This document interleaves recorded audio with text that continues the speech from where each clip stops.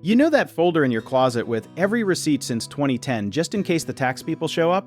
Your immigration file works the same way, except instead of receipts, we are talking passport stamps. And yours might be missing, faded, or non-existent because some entries just do not get stamped anymore. Here is the twist nobody warns you about.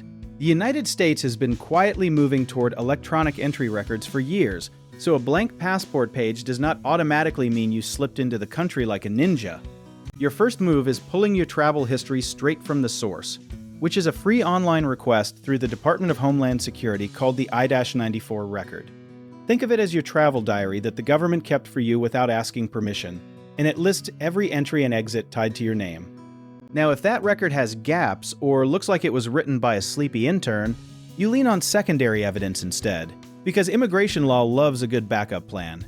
Boarding passes, old airline tickets, hotel receipts, even photos with a timestamp can all paint a picture of where you were and when. Bank statements are secretly one of the most underrated tools here, and we mean that. If you swiped a card in Miami on a specific day, that is a breadcrumb proving you were physically present in the United States, and breadcrumbs add up to a trail. Employers can also become your accidental alibi. Pay stubs, offer letters, or even old work badges show continuous presence during specific windows, kind of like how your group chat proves you were definitely awake at 3 in the morning arguing about pizza toppings.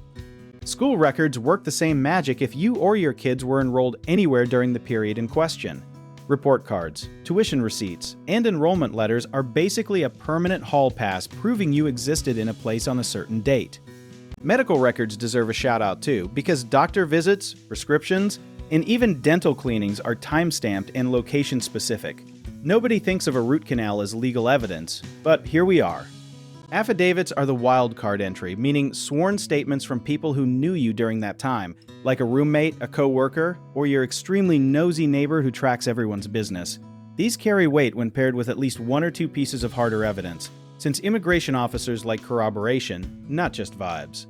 Here's where the confusion usually creeps in.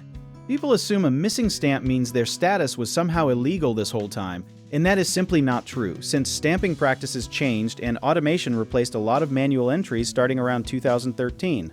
Historically, before automation, a stamp was basically the only proof you had, so losing that stamp used to feel like losing your only witness. Today, the system has quietly built itself a memory, even if you personally forgot to keep yours. The real lesson here is not about paperwork perfection, it is about pattern building. One document alone rarely convinces anyone, but 5 or 6 overlapping pieces of evidence start looking like an airtight story instead of a guess. This is also exactly why immigration lawyers exist, because building that evidence puzzle without missing a critical piece is basically their entire job description. They know which agency wants what, in what order, and how to frame a gap so it reads as normal life instead of a red flag. If there is one thing to walk away with, it is this. Your paper trail is longer than you think. You just have to know where to look for it. Preparation beats panic every single time, especially when a government form is involved. So if any of this hit close to home and you are sitting there wondering how to actually pull your own records or find someone who handles exactly this kind of case, do you want to learn more about our company? Check out our links in the description.